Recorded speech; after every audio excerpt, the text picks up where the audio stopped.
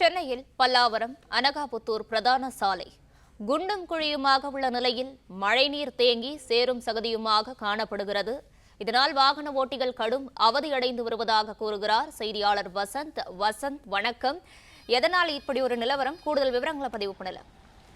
வணக்கம். பல்லாவரம் அனகாபுத்தூர் இந்த பிரதான சாலையானது முற்றிலுமாக சேதமடைந்து குண்டும் குழியுமாக காணப்படுகிறது.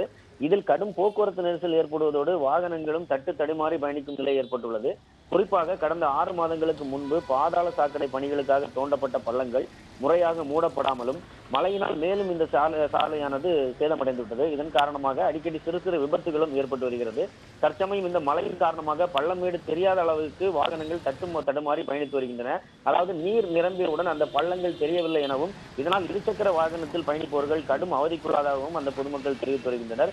6 மாதங்களுக்கு மேலாக இந்த பகுதியில் அரசு பேருந்தும் தடை செய்யப்பட்டிருந்தது இந்த பாதாள சாக்கடை பணியின் பொழுது.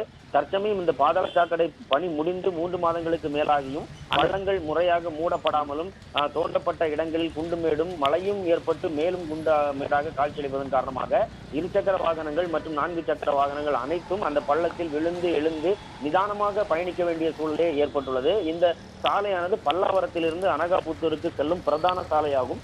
இது வழியாகத்தான் குன்றத்தூர் போன்ற பகுதிகளுக்கும் பொதுமக்கள் பயன்படுத்தி வருகின்றனர். அதிகப்படியாக மக்கள் பயணிக்கப்படும் இந்த பிரதான சாலையில் இதுபோன்று நெடுஞ்சாலைத்துறை அதிகாரிகளும் மற்றும் இந்த மாநகராட்சி ஊழியர்களும் மெத்தன போட்டில் இருப்பதால் இந்த சாலையானது இன்று வரை சீர் செய்யப்படாமல் கடந்த 6 மாதங்களுக்கு மேலாக இதே நிலைமைதான் நீடித்து வருகிறது.